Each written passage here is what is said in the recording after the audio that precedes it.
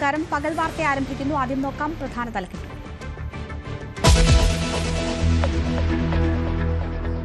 സ്ഥാനാർത്ഥിത്വം നിഷേധിച്ചതോടെ ഇടഞ്ഞ കെ സുധാകരനെ അനുനയിപ്പിക്കാൻ ഹൈക്കമാൻഡ്. കണ്ണൂരിലേക്ക് മടങ്ങിയ സുധാകരൻ മറ്റന്നാൾ വീണ്ടും ഡൽഹിക്ക്. ഹൈക്കമാൻഡ് ആവശ്യപ്പെട്ടതനുസരിച്ചാണ് യാത്ര. സ്ഥാനാർത്ഥിത്വത്തിനായി പരസ്യ നീക്കവുമായി സുധാകര അനുകൂലികൾ. FBയിൽ സുധാകരന്റെ വൈകാരിക കുറിപ്പ്.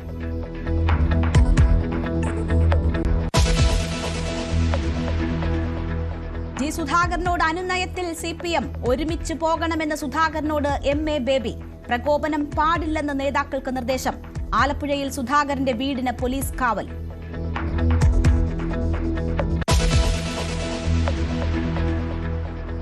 പരസ്യ നീക്കം ആരംഭിച്ച കോൺഗ്രസിലെ സീറ്റ് മോഹികൾ. തൃക്കാക്കര സീറ്റിനായി ദീപ്തി മേരി വർഗീസിന്റെ സമ്മർദ്ദം. നേതൃത്വം പരിഗണിക്കുമെന്ന് പ്രതീക്ഷയെന്ന് ദീപ്തി. അടൂരിൽ സ്ഥാനാർത്ഥിത്വം കിട്ടില്ലെന്നുറപ്പായതോടെ മുൻ നഗരസഭാ ചെയർമാൻ രാജിവെച്ചു. റാന്നിയിൽ KC വേണുഗോപാൽ അനുകൂലിക്ക് സീറ്റ് നൽകിയതിൽ തർക്കം.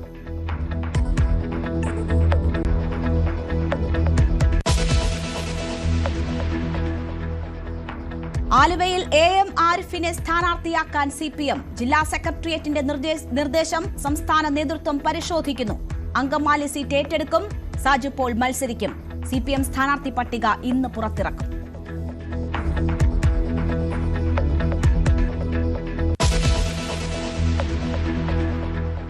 രണ്ട് ദിവസത്തിനുള്ളിൽ നിയമസഭാ തെരഞ്ഞെടുപ്പ് പ്രഖ്യാപനമുണ്ടാകുമെന്ന് സൂചന. കേരളത്തിൽ പരമാവധി പോളിംഗ് ഉയർത്തൽ ലക്ഷ്യമെന്ന് മുഖ്യ തെരഞ്ഞെടുപ്പ് ഓഫീസർ. രാഷ്ട്രീയ പാർട്ടികളുടെ യോഗമുടനെന്ന് യു രത്തൻ ഖേൽക്കർ.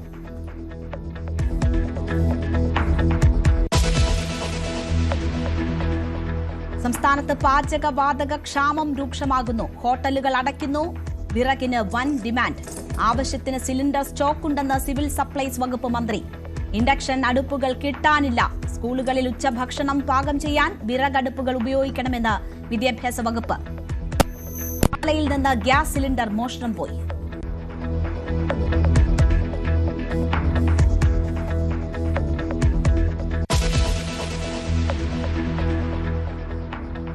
പാചകവാതകത്തിന് ബദൽ നിർദ്ദേശവുമായി കേന്ദ്രം. മണ്ണെണ്ണയും കൽക്കരിയും ഉപയോഗിക്കാൻ വാണിജ്യ ഉപഭോക്താക്കൾക്ക് നിർദ്ദേശം. ക്ഷാമമില്ലെന്നാവർത്തിച്ച് കേന്ദ്രം. രാജ്യവ്യാപക പ്രതിഷേധവുമായി പ്രതിപക്ഷ സംഘടനകൾ. പാർലമെന്റിലും പ്രതിഷേധം.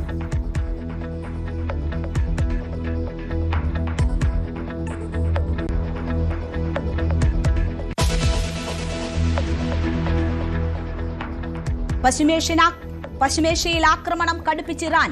വടക്കൻ ഇസ്രയേലി നഗരത്തിലേക്ക് മിസൈൽ ആക്രമണം. നിരവധി പേർക്ക് പരിക്ക്.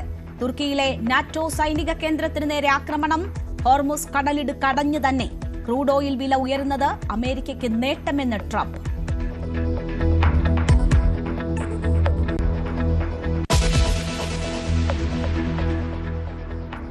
തന്ത്രി കണ്ഠരര് രാജീവർക്കെതിരെ ഗുരുതര ആരോപണവുമായി SIT.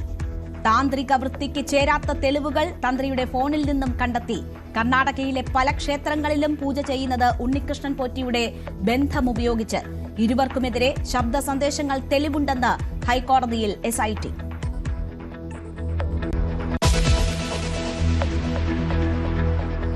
ആർത്തവ അവധി നിർബന്ധമാക്കാനാവില്ലെന്ന് സുപ്രീംകോടതി.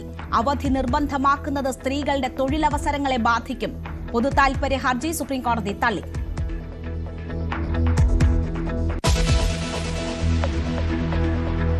SNDP ജനറൽ സെക്രട്ടറി സ്ഥാനത്തു നിന്നും പുറത്താക്കിയ കോടതി വിധിക്കെതിരെ അപ്പീൽ നൽകാൻ വെള്ളാപ്പള്ളി. നിയമവിദഗ്ധരുമായി കൂടിക്കാഴ്ച ആരംഭിച്ചു.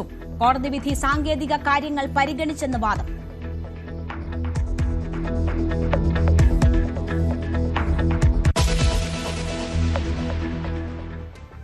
വാർത്തയിലേക്ക് വിശദമായി. MPമാർ നിയമസഭാ തെരഞ്ഞെടുപ്പിൽ മത്സരിക്കേണ്ടെന്ന നിലപാട് AICC ആവർത്തിക്കുന്നതിനിടെ അതൃപ്തി പരസ്യമാക്കിയും വെല്ലുവിളിച്ചും കെ സുധാകരൻ. കണ്ണൂർ തന്റെ ഹൃദയരക്തവും മേൽവിലാസവുമാണെന്ന് പറയുന്ന Facebook post KPCC president Sunny Joseph ഉൾപ്പെടെയുള്ളവരെ ലക്ഷ്യം വെച്ചാണ്. തന്റെ കൈപിടിച്ച് പ്രവർത്തിച്ചവരും വളർന്നവരുമാണ് കണ്ണൂരിലെ നേതാക്കൾ. കടന്നുവന്ന കനൽ വഴികൾ മറ്റുള്ളവർക്ക് മറക്കാൻ ആകുമെങ്കിലും തനിക്ക് മറക്കാനാകില്ലെന്നും സുധാകരൻ തുറന്നടിച്ചു. സുധാകരനെ അനുനയിപ്പിക്കാൻ ഹൈക്കമാൻഡ് നീക്കം തുടങ്ങി. രാഹുൽ ഗാന്ധി സുധാകരനുമായി സംസാരിച്ചു. കണ്ണൂരിൽ മടങ്ങിയെത്തിയ സുധാകരൻ മറ്റന്നാൾ വീണ്ടും ഡൽഹിക്ക് പോകും. പാർട്ടി തീരുമാനവുമായി മുന്നോട്ടു പോകുമെന്ന് കെ സുധാകരൻ പറഞ്ഞതായി KPCC പ്രസിഡന്റ് സണ്ണി ജോസഫ് പ്രതികരിച്ചു.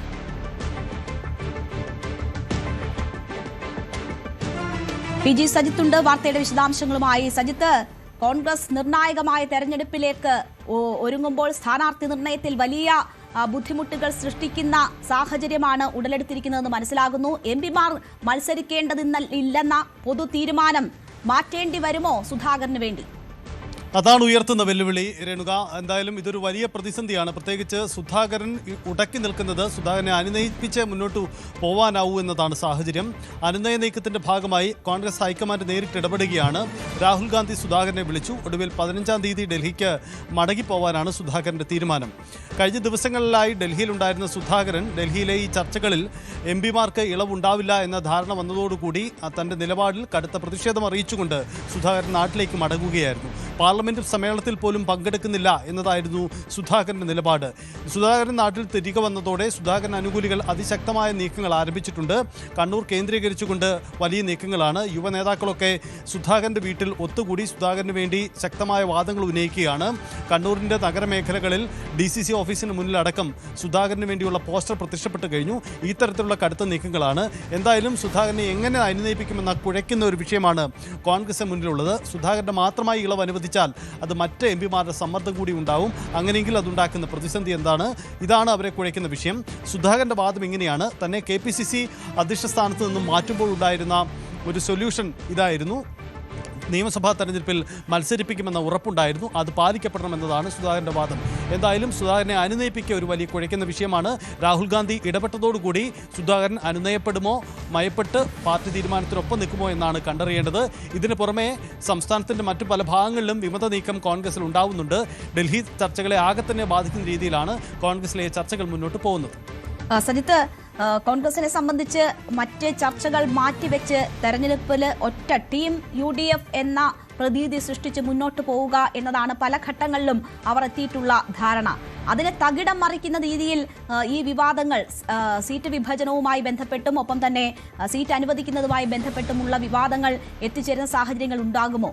പലയിടങ്ങളിലും നേതാക്കൾ സമ്മർദ്ദം തുടരുന്നു എന്നതാണ് മനസ്സിലാകുന്നത്. സുധാകരൻ ഏതെങ്കിലും തരത്തിൽ സുധാകരന് സീറ്റ് അനുവദിക്കുന്ന സാഹചര്യം ഉണ്ടായാൽ സീറ്റ് മോഹികളായ മറ്റ് MLAമാർ സമാനമായ നിലയിൽ അവകാശവാദം ഉന്നയിക്കുന്ന സാഹചര്യം വരും. അപ്പോൾ വലിയ പ്രതിസന്ധിയിലേക്കാണോ കാര്യങ്ങൾ നീങ്ങുന്നത്, അതോ ഹൈക്കമാൻഡിന്റെ ഇടപെടലിൽ മഞ്ഞുരുകുമോ? തർക്കങ്ങൾ ഒഴിവാക്കി ഇത്തവണ ഒന്നിച്ചു പോകും, ഇതായിരുന്നു കോൺഗ്രസിന്റെ അവകാശവാദം. എന്തായാലും കോൺഗ്രസിന് മുന്നിൽ പതിവ് തർക്കമുഖങ്ങൾ തന്നെയാണ് ഇത്തവണയും ഉണ്ടാവുന്നത്. പോസ്റ്റർ നീക്കങ്ങളും പലയിടങ്ങളിലും വിമത നീക്കങ്ങളും പരസ്യ പ്രതിഷേധങ്ങളും ഒക്കെ പ്രകടമാണ്. സംസ്ഥാന വ്യാപകമായി തന്നെ പലയിടങ്ങളിലും സീറ്റ് മോഹികൾ അത്തരം നീക്കം നടത്തുന്നുണ്ട്. ഇത്തവണ പക്ഷേ കോൺഗ്രസിന് അനുകൂലമായ ഒരു ഘടകമുള്ളത് നേരത്തെ ആരംഭിച്ചു എന്നതാണ്. ഇനിയും ദിവസങ്ങളുണ്ട്, തെരഞ്ഞെടുപ്പ് പ്രഖ്യാപിച്ചിട്ട് പോലുമില്ല. അതുകൊണ്ട് തന്നെ സമയമുണ്ട്. ആ സമയത്തിൽ ഈ തർക്കങ്ങൾ പരിഹരിക്കാം, ഇതാണ് കോൺഗ്രസിന്റെ ഒരു പ്രതീക്ഷ. ഇന്ന് സണ്ണി ജോസഫ് പങ്കുവച്ച വികാരവും അതുതന്നെയാണ്. കാരണം ഇനിയും സമയമുണ്ടല്ലോ, തീരുമാനമെടുക്കാം. ഇക്കാര്യത്തിൽ അന്തിമ തീരുമാനമായിട്ടില്ല എന്ന വാദമാണ്. എന്തായാലും ഈ അതൃപ്തികളെയൊക്കെ പരിഹരിച്ചുകൊണ്ടുള്ള ഒരു നീക്കത്തിലേക്ക് പോകാൻ ഡൽഹി ചർച്ചകൾക്ക് ഇനിയും കഴിയുമെന്ന് അവർ പ്രതീക്ഷിക്കുന്നുണ്ട്. വരും ദിവസങ്ങളിൽ ആ നീക്കം ഉണ്ടാവുമെന്ന് കരുതാം.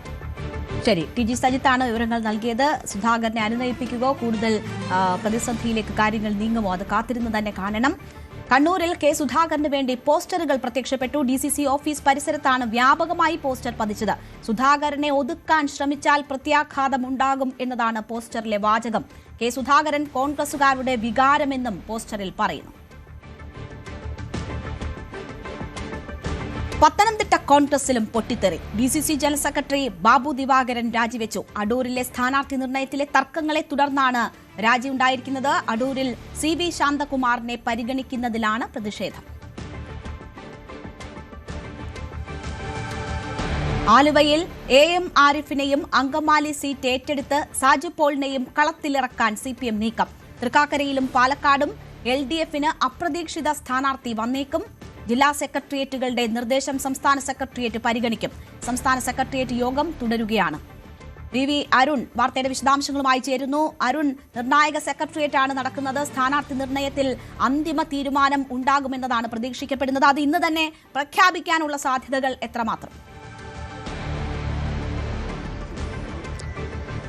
സ്ഥാനാർത്ഥി പ്രഖ്യാപനം ഇന്നുണ്ടാകില്ല. പക്ഷേ നിർണായകമായ തീരുമാനങ്ങൾ സ്ഥാനാർത്ഥി പട്ടികയ്ക്ക് സെക്രട്ടേറിയറ്റ് അംഗീകാരം നൽകിയെന്നാണ് നമുക്ക് ലഭിക്കുന്ന സൂചനകൾ. ഏറ്റവും പ്രധാനപ്പെട്ട ഒരു കാര്യം നമ്മൾ നേരത്തെ റിപ്പോർട്ട് ചെയ്തതുപോലെ ആലുവയിൽ എ മാരിഫ് സിപിഎമ്മിന്റെ സ്ഥാനാർത്ഥിയാകും. അദ്ദേഹം ആലപ്പുഴ നേതാവാണ്. പക്ഷേ അദ്ദേഹത്തെ എറണാകുളം ജില്ലയിലെ ആലുവ മണ്ഡലത്തിൽ മത്സരിപ്പിക്കാൻ സിപിഎം ജില്ലാ സെക്രട്ടേറിയറ്റ് ഇന്നലെ ശുപാർശ ചെയ്തിരുന്നു. ആ ശുപാർശ സംസ്ഥാന സെക്രട്ടേറിയറ്റ് അംഗീകരിക്കുകയാണ്. ആലുവയിൽ എ മാരിഫ് തന്നെ മത്സരിക്കും. അങ്കമാലി സീറ്റ് സോഷ്യലിസ്റ്റ് ജനതാദളിൽ നിന്ന് ഏറ്റെടുക്കുകയാണ് സിപിഎം. അവിടെ സാജു പോൾ, പെരുമ്പാവൂർ മുൻ എംഎൽഎ സാജു പോളിനെ അവിടെ മത്സരിപ്പിക്കാനും സെക്രട്ടേറിയറ്റിന്റെ അനുമതി ലഭിച്ചിരിക്കുന്നു. തളിപ്പറമ്പിൽ പി കെ ശ്യാമളയ്ക്കെതിരെ വലിയ പ്രതിഷേധങ്ങളുണ്ടായിരുന്നു. അവരെ മാറ്റണമെന്ന പ്രാദേശികമായ വലിയ ആവശ്യങ്ങൾ വന്നിരുന്നു. പക്ഷേ അവരെ മാറ്റാൻ തീരുമാനമില്ല. അവിടെ ശ്യാമള തന്നെ തളിപ്പറമ്പിൽ മത്സരിക്കുമെന്നാണ് ഇപ്പോൾ ലഭിക്കുന്ന വിവരം. ഇതുമായി ബന്ധപ്പെട്ട് കുറച്ചുകൂടി വ്യക്തത വരേണ്ടിയിരിക്കുന്നു. ഏതായാലും സംസ്ഥാന സെക്രട്ടേറിയറ്റ് ജില്ലാ സെക്രട്ടേറിയറ്റുകൾ ചർച്ച ചെയ്ത് സംസ്ഥാന സെക്രട്ടറിക്ക് വന്ന പേരുകൾ അംഗീകരിച്ചിരിക്കുന്നു. തൃക്കാക്കരയിൽ ഒരു അപ്രതീക്ഷിത സ്ഥാനാർത്ഥി ഉണ്ടാകുമെന്ന് പറഞ്ഞു. അതാരെന്ന കാര്യത്തിൽ ഇനിയും കുറച്ചുകൂടി വ്യക്തത വരേണ്ടിയിരിക്കുന്നു. ഏതായാലും വളരെ പ്രധാനപ്പെട്ട സെക്രട്ടേറിയറ്റ് യോഗമാണ് ഇപ്പോൾ അവസാനിച്ചത്. ഇതിൽ ഏറ്റവും പ്രധാനപ്പെട്ട കാര്യം അമ്പലപ്പുഴയിൽ മാറ്റം ഉണ്ടാകില്ല. സുധാകരന്റെ വലിയ എതിർപ്പും പ്രതിഷേധവും ഒക്കെ ഉണ്ടെങ്കിലും അമ്പലപ്പുഴയിൽ സ്ഥാനാർത്ഥിയെ മാറ്റുന്ന കാര്യത്തിലേക്ക് സിപിഎം പോകുന്നില്ല. സുധാകരനെ പരസ്യമായി തള്ളിപ്പറയാനോ പ്രകോപിപ്പിക്കാനോ തയ്യാറല്ലെങ്കിൽ പോലും അവിടെ സ്ഥാനാർത്ഥിയെ മാറ്റേണ്ടെന്ന് തന്നെയാണ് സിപിഎം നിലപാട്. പൊളിറ്റിക്കലി വലിയ ഭൂരിപക്ഷമുള്ള ഒരു മണ്ഡലമാണത്. ജി സുധാകരൻ കോൺഗ്രസിന്റെ സ്വതന്ത്രനായി വന്നാലും കോൺഗ്രസ് പിന്തുണയോടെ വന്നാലും അവിടെ പൊളിറ്റിക്കൽ വോട്ടുകൾ കൊണ്ട് വിജയിക്കാൻ കഴിയുമെന്നാണ് സിപിഎം സംസ്ഥാന സെക്രട്ടറി വിലയിരുത്തുന്നത്. അതുകൊണ്ട് തന്നെ അവിടെ അത്തരമൊരു മാറ്റം ഉണ്ടാകില്ലെന്ന് സിപിഎം നേതാക്കൾ സൂചിപ്പിക്കുന്നു. അത് സെക്രട്ടേറിയറ്റിൽ ഉയർന്ന അഭിപ്രായവും അതുതന്നെയാണ്. അവിടെ കാര്യമായ ഒരു മാറ്റത്തിന് സിപിഎം തയ്യാറാകില്ല. സുധാകരനെ രാഷ്ട്രീയമായ ആ രീതിയിൽ നേരിടും. അതിനപ്പുറത്തേക്ക് അവിടെ സ്ഥാനാർത്ഥിയെ മാറ്റേണ്ട സാഹചര്യമില്ല എന്നാണ് സിപിഎം വിലയിരുത്തുന്നത്. ഈ മറ്റു മണ്ഡലങ്ങളിലെ കാര്യത്തിലും പാലക്കാട് ഒരു അപ്രതീക്ഷിത സ്ഥാനാർത്ഥി ഉണ്ടാകും. വിജയസാധ്യതയുള്ള സ്ഥാനാർത്ഥിയെ കൊണ്ടുവരും. തൃക്കാക്കര ഒരു സ്ഥാനാർത്ഥിയുടെ പേരുമൊക്കെ നിർദ്ദേശിക്കപ്പെട്ടു. അതാരുന്ന കാര്യത്തിലൊക്കെ ഇനിയും കുറച്ചുകൂടി വ്യക്തത വരേണ്ടിയിരിക്കുന്നു. നേതാക്കൾ സെക്രട്ടേറിയറ്റ് യോഗം കഴിഞ്ഞ് പുറത്തേക്ക് പോവുകയാണ്. അല്പസമയം മുമ്പാണ് സെക്രട്ടേറിയറ്റ് അവസാനിച്ചത്. 15 16 സംസ്ഥാനത്ത് തെരഞ്ഞെടുപ്പ് പ്രഖ്യാപിക്കും. ഞായറോ തിങ്കളോ തെരഞ്ഞെടുപ്പ് പ്രഖ്യാപിക്കുമെന്നാണ് കരുതപ്പെടുന്നത്. അങ്ങനെയെങ്കിൽ തെരഞ്ഞെടുപ്പ് പ്രഖ്യാപിച്ച ഒരു മണിക്കൂറിനുള്ളിൽ സിപിഎമ്മിന്റെ സ്ഥാനാർത്ഥികളുടെ പട്ടിക ഇറക്കുമെന്നാണ് നേതൃത്വം അവകാശപ്പെടുന്നത്. അതുപോലെ തന്നെ തിരുവനന്തപുരം സെൻട്രൽ സീറ്റിൽ ആന്റണി രാജുവിന്റെ പാർട്ടിക്ക് നൽകുമോ എന്ന കാര്യത്തിൽ കുറച്ചുകൂടി വ്യക്തത കൈവരേണ്ടിയിരിക്കുന്നു. കോവളം സീറ്റ് ഏറ്റെടുക്കാൻ സിപിഎം ആലോചിക്കുന്നുണ്ട്. കോവളം ഇന്ത്യൻ സോഷ്യലിസ്റ്റ് ജനതാദളിന്റെ സീറ്റാണ്. അവിടെ ആർജെഡിയും ആ സീറ്റിൽ അവകാശവാദം ഉന്നയിക്കുന്നു. അതുകൊണ്ട് തന്നെ ആ സീറ്റ് സിപിഎം ഏറ്റെടുക്കും. അതിലും സെക്രട്ടറി യോഗത്തിൽ ധാരണയായിരിക്കണം. അതുമായി ബന്ധപ്പെട്ട വിവരങ്ങളും കുറച്ചുകൂടി വ്യക്തമായി ലഭിക്കേണ്ടതുണ്ട്. രേണുക, ശരി, വി അരുണാണ് വിവരങ്ങൾ നൽകിയത്. സെക്രട്ടേറിയറ്റിൽ ചർച്ചകൾ പുരോഗമിക്കുകയാണ്. SIR-ൽ പേര് വിട്ടുപോയവർക്ക് പേര് ചേർക്കാൻ ഇപ്പോഴും അവസരമുണ്ടെന്ന് മുഖ്യ തെരഞ്ഞെടുപ്പ് ഓഫീസർ രത്തൻ യു ഖേൽക്കർ. തെരഞ്ഞെടുപ്പ് പ്രവർത്തനങ്ങളിൽ കേരളം മാതൃകയാകും. രാഷ്ട്രീയ പാർട്ടികളുടെ യോഗം ഉടൻ ഉണ്ടാകുമെന്നും അദ്ദേഹം പറഞ്ഞു. എന്നാൽ തെരഞ്ഞെടുപ്പ് പ്രഖ്യാപനത്തിന്റെ വിവരം ലഭിച്ചിട്ടില്ല എന്നും അദ്ദേഹം വ്യക്തമാക്കി. കേരളത്തിൽ വരാൻ പോകുന്ന എലക്ഷൻസ് ലോകത്തിൽ തന്നെ ഒരു മാതൃകമായിട്ടുള്ള ഒരു എലക്ഷൻസ് ആയിരിക്കും. അത് തന്നെയാണ് നമ്മൾ തീരുമാനിച്ചത്. അതുപോലെ തന്നെ ഇലക്ഷൻ കമ്മീഷൻ അത് ഇലക്ഷൻ ഡേറ്റ്സ് എപ്പോഴാണ് ഡിക്ലെയർ ചെയ്യാൻ പോകുന്നത്, ആ ഡിക്ലെയർ ചെയ്യുന്ന അടുത്ത ദിവസം തന്നെ ഒരു പൊളിറ്റിക്കൽ പാർട്ടി മീറ്റിംഗ് വിളിക്കാൻ നമ്മൾ തീരുമാനിച്ചിട്ടുണ്ട്. അതുപോലെ തന്നെ ആ പൊളിറ്റിക്കൽ പാർട്ടീസ് നമ്മൾ സാധാരണഗതിയിലെ മീഡിയയുടെ സാന്നിധ്യത്തിലാണ് നമ്മൾ നടത്തുന്നത്. അതുപോലെ തന്നെ ആയിരിക്കും നമ്മൾ നടത്താൻ ഉദ്ദേശിക്കുന്നത്. സോ അതിന് നമുക്ക് വെയിറ്റ് ചെയ്യാം. ഇലക്ഷൻ കമ്മീഷനുടെ ഒരു ഡിക്ലറേഷൻ അനൗൺസ്മെന്റ്സ് ഒരെണ്ണം വരയ്ക്ക് തീർച്ചയായിട്ടും എല്ലാ പൊളിറ്റിക്കൽ പാർട്ടീസിന്റെ മീറ്റിംഗ് വിളിച്ചിട്ട് കൃത്യമായിട്ട് കാര്യങ്ങൾ അവരുടെ മുൻപാകെ നമ്മൾ അവതരിപ്പിക്കാം. പാർട്ടി വിട്ട ജി സുധാകരനെ പ്രകോപിപ്പിക്കാതെ സിപിഎം തീരുമാനം പുനരാലോചിക്കുന്നതാണ് സുധാകരനും പ്രസ്ഥാനത്തിനും നല്ലതെന്ന് CPM general secretary MA baby പറഞ്ഞു. വിഷയം സംസ്ഥാന സെക്രട്ടേറിയറ്റ് ചർച്ച ചെയ്യും. വിമത സ്ഥാനാർത്ഥിത്വം പ്രഖ്യാപിച്ചെങ്കിലും മുഖ്യമന്ത്രി പിണറായി വിജയനെയും CPIM-നെയും തള്ളിപ്പറയാൻ ഇതുവരെയും ജി സുധാകരൻ തയ്യാറായിട്ടില്ല. സുധാകരനോടും സമാനമായൊരു നിലപാടാണ് CPIM-ന്റെ സംസ്ഥാന നേതൃത്വം സ്വീകരിക്കുന്നത്. ജനറൽ സെക്രട്ടറി MA ബേബിയും ജി സുധാകരൻ എടുത്ത നിലപാട് ദൌർഭാഗ്യകരമായി പോയെന്ന് ഇന്നത്തെ നിലപാട് ആവർത്തിച്ചു. മാത്രവുമല്ല, അദ്ദേഹം പുനരാലോചന നടത്തണമെന്ന അഭ്യർത്ഥന കൂടി നിർദ്ദേശം കൂടി MA ബേബി ഇന്ന് മുന്നോട്ട് വെച്ചു. അദ്ദേഹത്തിൽ നിന്ന് ഒരിക്കലും പ്രതീക്ഷിക്കാത്തൊരു നിലയിലാണ് അദ്ദേഹം ഇന്നലെ മാധ്യമങ്ങളോട് സംസാരിച്ചത്, സ്വയം സ്ഥാനാർത്ഥിയായിട്ട് പ്രഖ്യാപിച്ചത്. അത് അത്യന്തം നിർഭാഗ്യകരമാണ്. അദ്ദേഹം പുനരാലോചിക്കുന്നതാണ് അദ്ദേഹത്തിനും അദ്ദേഹം ഇത്രകാലവും പ്രവർത്തിച്ച പ്രസ്ഥാനത്തിന് നല്ലത്. കേന്ദ്ര കമ്മിറ്റി അംഗം ഇ പി ജയരാജനും ജി സുധാകരനെ തള്ളിപ്പറഞ്ഞില്ല. സുധാകരൻ എന്തുകൊണ്ട് പാർട്ടി വിട്ടു എന്ന കാര്യം അദ്ദേഹം തന്നെ ആലോചിക്കണം. എന്ത് പരിഗണനയാണ് അദ്ദേഹം നൽകാത്തതെന്ന കാര്യമൊക്കെ പറയേണ്ടത് അദ്ദേഹമാണെന്ന് പറഞ്ഞുകൊണ്ട് സുധാകരനെ പൂർണ്ണമായി തള്ളിപ്പറയാനോ വിമർശിക്കാനോ ഇ പി ജയരാജനും തയ്യാറായിട്ടില്ല. പാർട്ടി അവഗണിക്കുന്നു എന്നുള്ളതാണ് അദ്ദേഹം പറയുന്നതെങ്കിൽ അദ്ദേഹത്തോട് ചോദിക്കൂ. ഏതെങ്കിലും തള്ളിപ്പറയുക എന്നുള്ളതല്ല CPM കാഴ്ചപ്പാട്. എല്ലാവരെയും കൂട്ടിയോജിപ്പിക്കുകയാണ്. കാരണം ഈ പ്രസ്ഥാനം ശക്തിപ്പെടണം. കോൺഗ്രസിന്റെ നിലപാട് കൂടി അറിഞ്ഞ ശേഷമാകും ജി സുധാകരന് തുടർ നീക്കങ്ങൾ. സുധാകരനെ പരമാവധി പ്രകോപിപ്പിക്കാതെ മുന്നോട്ട് പോകാനാകും CPMന്റെയും തീരുമാനം. അതുകൊണ്ടാണ് സംസ്ഥാനത്തെ പ്രധാന നേതാക്കൾ തന്നെ സുധാകരൻ ഈ രീതിയിൽ അദ്ദേഹത്തെ പ്രകോപിപ്പിക്കുന്ന തരത്തിലുള്ള പ്രസ്താവനകൾ നടത്താത്തത്. സുധാകരൻ നിലപാട് തിരുത്തുമെന്ന പ്രതീക്ഷയും ചില നേതാക്കളെങ്കിലും ഇപ്പോഴും പങ്കുവയ്ക്കുന്നുമുണ്ട്. ജി സുധാകരൻ ഉയർത്തിയ വെല്ലുവിളി പ്രതിരോധിക്കാൻ വീട് കയറിയുള്ള പ്രചാരണവുമായി CPM. പാർട്ടി അംഗങ്ങളുടെയും അനുഭാവികളുടെയും വീട് കയറാൻ സ്ക്വാഡ് രൂപീകരിക്കും. ജില്ലയിലെ മുഴുവൻ ഏരിയ കമ്മിറ്റികളും ലോക്കൽ കമ്മിറ്റികളും വിളിച്ചു ചേർത്ത് സാഹചര്യം വിശദീകരിക്കും. പ്രകോപനം ഉണ്ടാക്കാത്ത രീതിയിൽ പ്രതിഷേധങ്ങൾ നടത്താനാണ് തീരുമാനം. സുധാകരന്റെ വീടിന് പോലീസ് സുരക്ഷ ഏർപ്പെടുത്തി. CPM വിട്ടുപോയ ജി സുധാകരനെ പ്രതിരോധിക്കുന്നതിന് വേണ്ടിയുള്ള സംവിധാനങ്ങൾ ഒരുക്കാനുള്ള തിരക്കിലാണ് CPM. കഴിഞ്ഞ ദിവസങ്ങളിൽ തന്നെ CPM ഏരിയ കമ്മിറ്റികൾ അടിയന്തരമായി വിളിച്ചു ചേർത്തിരുന്നു. അതിന് പിന്നാലെ ലോക്കൽ കമ്മിറ്റി യോഗങ്ങൾ ഇന്ന് ചേരുന്നുണ്ട്. ജനറൽ ബോഡി യോഗങ്ങൾ കൂടി കഴിഞ്ഞാൽ മറ്റൊരു തലത്തിലേക്ക് ആ ഒരു പ്രതിഷേധം കൊണ്ടുവരാനാണ് CPM ആലോചിക്കുന്നത്. അത് പ്രത്യക്ഷ പ്രതിഷേധങ്ങളിലേക്ക് കാര്യങ്ങൾ എത്തിക്കുക എന്നുള്ളതാണ്. 14 കൂടി പൊതു ഇടങ്ങളിൽ, അതായത് അമ്പലപ്പുഴയിൽ, പറവൂരടക്കമുള്ള ഇടങ്ങളിൽ പ്രതിഷേധ യോഗങ്ങളും ഒപ്പം തന്നെ പ്രകടനങ്ങളും സംഘടിപ്പിക്കാനാണ് CPM ആഹ്വാനം ചെയ്തിരിക്കുന്നത്. 14 മുതൽ ജില്ലയിലെ വിവിധ നിയോജക മണ്ഡലങ്ങൾ അത്തരത്തിൽ പ്രത്യക്ഷ പ്രകടനങ്ങൾ അടക്കമുള്ള പ്രതിഷേധങ്ങൾ ഉണ്ടാകും എന്നുള്ള വിവരവും നമുക്ക് ലഭ്യമാകുന്നുണ്ട്. മറ്റൊന്ന് CPMനെ സംബന്ധിച്ച് ഏറ്റവും പ്രധാനപ്പെട്ട കാര്യം ജി സുധാകരൻ പാർട്ടി വിട്ടുപോയ സാഹചര്യം അണികളിലേക്ക് എത്തിക്കുക എന്നുള്ളതാണ്. അതിന് കൃത്യമായി പ്രതിരോധിക്കുന്ന വിവരങ്ങൾ CPMന് അണികളിലേക്ക് എത്തിക്കുന്ന കാര്യമാണ് ഏറ്റവും പ്രധാനപ്പെട്ടത്. അതിനുവേണ്ടിയുള്ള വിവിധ സ്ക്വാഡുകൾ അടക്കം രൂപീകരിച്ചിട്ടുണ്ട്. താഴെ കമ്മിറ്റികളിലേക്ക് റിപ്പോർട്ടിംഗ് സംവിധാനങ്ങൾ അടക്കം, അതായത് ഏരിയ കമ്മിറ്റികളിലേക്കും ഒപ്പം തന്നെ ലോക്കൽ കമ്മിറ്റികളിലേക്കും ബ്രാഞ്ച് തലത്തിലേക്കും ഈ സാഹചര്യം വിശദീകരിച്ചുകൊണ്ടുള്ള റിപ്പോർട്ടിങ്ങുകൾ ഉണ്ടാകും. ഒപ്പം തന്നെ അതിനുശേഷം വിവിധ സ്ക്വാഡുകളായി പിരിഞ്ഞ് പാർട്ടി കുടുംബങ്ങളിലടക്കം ഈ സ്ക്വാഡുകൾ എത്തുക എന്നുള്ളതാണ് തീരുമാനം. ഈ ഒരു പ്രധാനപ്പെട്ട ഒരു സാഹചര്യം എന്ന് പറയുന്നത് ജി സുധാകരൻ അമ്പലപ്പുഴയിലെ മാത്രമല്ല CPMന്റെ തന്നെ സംസ്ഥാനത്തെ മുഖമാണ്. എല്ലാവരാലും അംഗീകരിക്കപ്പെട്ട ഒരു ജനപ്രതിനിധി കൂടിയാണ്. അത് അമ്പലപ്പുഴയിലെ തെരഞ്ഞെടുപ്പിൽ CPMന് വെല്ലുവിളിയാകും എന്നുള്ള ഒരു കരുതൽ അവർക്ക് ഉണ്ട്. പ്രത്യേകിച്ച് അമ്പലപ്പുഴയിൽ അദ്ദേഹത്തിന് മത്സരത്തിനിറങ്ങുന്നു. അദ്ദേഹം തന്നെ പൊതുസമൂഹത്തിന് മുന്നിലേക്ക് തന്റെ ഈ സാഹചര്യത്തിലേക്ക് വഴിയൊരുക്കിയ ആൾ പ്രധാനിയായ എച്ച്സലാമാണ് എന്ന ആക്ഷേപം കൂടി അദ്ദേഹം ഉന്നയിക്കുകയും ചെയ്യുന്നു. ആ ഒരു സാഹചര്യത്തിൽ ഇരുവരും തമ്മിലുള്ള ഒരു പോരാട്ടം അത് വളരെ കടുത്തതായിരിക്കും. CPMനെ സംബന്ധിച്ച് അവിടെ ജയിക്കുക എന്നുള്ളതാണ് നിർണായകമായി പറയുന്നത്. പക്ഷേ അതേസമയം തന്നെ ജി സുധാകരൻ വ്യക്തമാക്കിയിരിക്കുന്നത് താൻ പാർട്ടി വിട്ടു എന്നുള്ളത് മാത്രമേ ഉള്ളൂ. ആശയപരമായി ഇടതുപക്ഷ ആശയങ്ങൾക്കൊപ്പം പോകുന്നു. ആശയപരമായി അത്തരത്തിൽ മാറ്റങ്ങളില്ല. മറ്റൊരു മുന്നണിയിലേക്ക് പോകാനോ രാഷ്ട്രീയ പാർട്ടികളിലേക്ക് പോകാനോ താൻ ഉദ്ദേശിക്കുന്നില്ല എന്നാണ് അദ്ദേഹം വ്യക്തമാക്കിയിട്ടുള്ളത്. അങ്ങനെ ഒരു സാഹചര്യം കൂടി നിലനിൽക്കുന്നത് CPMന് വെല്ലുവിളിയാണ്. കോൺഗ്രസ് പിന്തുണയിലേക്ക് വരികയാണെങ്കിൽ തന്നെ നിലവിൽ തദ്ദേശ സ്വയംഭരണ തെരഞ്ഞെടുപ്പിലേക്ക് വരുമ്പോൾ അമ്പലപ്പുഴയിലെ സാഹചര്യം CPMന് ഗുണകരമല്ലായിരുന്നു. പുന്നപ്രയിലെ രക്തസാക്ഷി ഭൂമി അടക്കം നിൽക്കുന്ന ഭൂമി പഞ്ചായത്തുകൾ 30 വർഷത്തിന് ശേഷം അവിടെ UDF അധികാരം പിടിച്ചെടുക്കുന്ന സാഹചര്യമുണ്ടായി. കഴിഞ്ഞ തവണ ഒരു സീറ്റ് മാത്രം ലഭിച്ചിരുന്ന ബ്ലോക്ക് ഡിവിഷൻ അടക്കം UDF പിടിച്ചെടുത്തുകൊണ്ട് 2 ഇടത്ത് മാത്രമാണ് ഇത്തവണ അമ്പലപ്പുഴയിൽ കഴിഞ്ഞ ഇടത്ത് മുഴുവൻ പഞ്ചായത്തുകളിലും ഭരിച്ചിരുന്ന LDF ഇവിടെ 2 ഇടത്ത് മാത്രമാണ് മത്സരിച്ച് ജയിക്കാനായിട്ടുള്ളത്. അപ്പോൾ ആ ഒരു രാഷ്ട്രീയ സാഹചര്യങ്ങളൊക്കെ ഉണ്ട്. അതിൻ്റെ പ്രശ്നങ്ങളും ആശങ്കകളും ഉണ്ട്. അതേസമയം തന്നെ അടിയുറച്ച കമ്മ്യൂണിസ്റ്റ് ആശയങ്ങൾ ഉൾക്കൊള്ളുന്ന ആളുകളെ വിട്ടുപോകില്ല എന്നുള്ള പ്രതീക്ഷയും നിലനിൽക്കുന്നുണ്ട്. ആ രീതിയിലുള്ള ഒരു പ്രവർത്തനമാണ്. വലിയ പ്രതിഷേധമുണ്ടായിരുന്നു. ഇന്നലെ ജി ഭുവനേശ്വറിന്റെ രക്തസാക്ഷി മണ്ഡപത്തിന്റെ അവിടെ ചാരമൂടടക്കം പ്രതിഷേധം ഉയർന്നു. ഒപ്പം അമ്പലപ്പുഴയിൽ ജി സുധാകരന്റെ വീടിന്റെ മുന്നിൽ പോസ്റ്റർ ഒട്ടിച്ചായിരുന്നു പ്രതിഷേധം. ഏരിയ കമ്മിറ്റി ഓഫീസുകൾ വിവിധ ഇടങ്ങളിലടക്കം വിവിധ മണ്ഡലങ്ങളിലേക്കടക്കം പോസ്റ്ററുകളടക്കം പതിപ്പിച്ചുകൊണ്ടാണ് ജി സുധാകരന്റെ വീടിന് ഇന്ന് പോലീസ് കാവൽ ഏർപ്പെടുത്തിയിട്ടുണ്ട്. ആ രീതിയിൽ ഉള്ള കാര്യങ്ങളുമായാണ് മുന്നോട്ട് പോയിക്കൊണ്ടിരിക്കുന്നത്. എന്തായാലും കടുത്ത ഒരു മത്സരത്തിലേക്ക് അമ്പലപ്പുഴ നീങ്ങുന്നു. ആലപ്പുഴയിൽ നിന്നും ശരണ്യ സ്നേഹജൻ, ന്യൂസ് 18.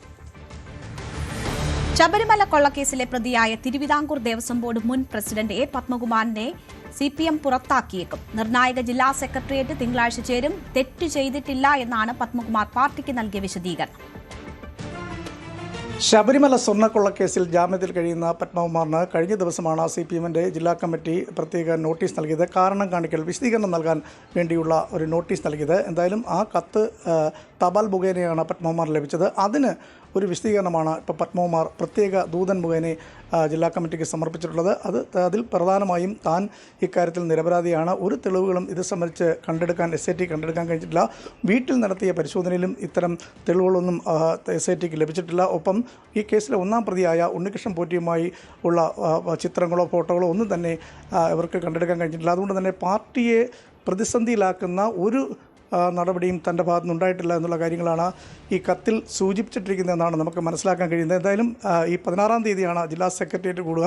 ആ ജില്ലാ സെക്രട്ടേറിയറ്റിലായിരിക്കും ഒരുപക്ഷേ ഇത് സംബന്ധിച്ച് തീരുമാനമുണ്ടാകുക. കടുത്ത നടപടി ഉണ്ടാകാനാണ് സാധ്യതയെന്നാണ് നമുക്ക് മനസ്സിലാക്കാൻ കഴിയുന്നത്. അതിൻ്റെ ആദ്യഘട്ടം എന്ന നിലയ്ക്കാണ് നേരത്തെ ഇതുമായി ബന്ധപ്പെട്ട് CPM-ന്റെ ജില്ലാ വാട്സപ്പ് ഗ്രൂപ്പിൽ നിന്നും ജില്ലാ കമ്മിറ്റിയുടെ വാട്സപ്പ് ഗ്രൂപ്പിൽ നിന്നും പത്മകുമാറിനെ പുറത്താക്കിയിരുന്നു. നിലവിലത്തെ സാഹചര്യത്തിൽ കഴിഞ്ഞ തദ്ദേശ തിരഞ്ഞെടുപ്പിൽ വലിയ തിരിച്ചടി സ്വർണ്ണക്കള്ള കേസുമായി ബന്ധപ്പെട്ട് CPM-ന് ഉണ്ടാകുന്ന സാഹചര്യമുണ്ടായി. ജില്ലയിലും അത് പ്രതിഫലിച്ചു. നിലവിൽ വരുന്ന തെരഞ്ഞെടുപ്പിൽ ഇത് ഒരുപക്ഷേ UDF-ഉം BJP-യും വലിയ പ്രചരണ ആയുധമായി ഉപയോഗിക്കാൻ സാധ്യതയുണ്ട്. അത് പാർട്ടിക്ക് തിരിച്ചടി ഉണ്ടാകും എന്നുള്ള കാരണം കൊണ്ടാണ് ഈ കാര്യത്തിലൊരു വിശദീകരണം ചോദിക്കുകയും ഒപ്പം നടപടിയിലേക്ക് കടക്കാനും പാർട്ടി തീരുമാനിച്ചിട്ടുള്ളത്. എന്തായാലും വരുന്ന ദിവസം, അതായത് 16-ാം തീയതി നടക്കുന്ന ജില്ലാ സെക്രട്ടേറിയറ്റിൽ ഇത് സംബന്ധിച്ച് തീരുമാനമുണ്ടാക്കും. പത്മകുമാറിൻ്റെ വിശദീകരണം തൃപ്തികരമല്ല എന്ന് കണ്ടാൽ അത് ഒരുപക്ഷേ വലിയ നടപടിയിലേക്ക്, ഒരുപക്ഷെ പുറത്താക്കൽ വരെയുള്ള നടപടിയിലേക്ക് പോകാൻ സാധ്യതയുണ്ട്. നിലവിലത്തെ സാഹചര്യത്തിൽ രാഷ്ട്രീയ സാഹചര്യങ്ങൾ, അതായത് ഈ തെരഞ്ഞെടുപ്പുമായി ബന്ധപ്പെട്ടുള്ള സാഹചര്യങ്ങൾ, അത് പാർട്ടിക്ക് പ്രതിസന്ധി ഉണ്ടാക്കിയിട്ടുണ്ട്, തിരിച്ചടി നൽകിയിട്ടുണ്ട്. അതുകൊണ്ട് തന്നെ സ്വർണ്ണക്കൊള്ള വിവാദം ഈ തെരഞ്ഞെടുപ്പിലും പ്രതിഫലിക്കും. അതിനൊരു പരിഹാരം എന്ന നിലയ്ക്ക് ഒരുപക്ഷേ പത്മകുമാറിനെ ഇതിൽ നിന്നും നടപടിയിലേക്ക് പോകാനാണ് സാധ്യത. നേരത്തെ സംസ്ഥാന സെക്രട്ടറിയും ഒപ്പം ജില്ലാ സെക്രട്ടറി അടക്കം പറഞ്ഞത് പത്മകുമാർ ഈ കേസുമായി ബന്ധപ്പെട്ട് കുറ്റപത്രം സമർപ്പിക്കുന്നവരെ പ്രതിയല്ല, അതുകൊണ്ട് കുറ്റപത്രം സമർപ്പിച്ചാൽ മാത്രം നടപടിയുടെ കാര്യം ആലോചിക്കാമെന്നാണ് മാധ്യമങ്ങൾ ചോദിച്ചപ്പോൾ പറഞ്ഞത്.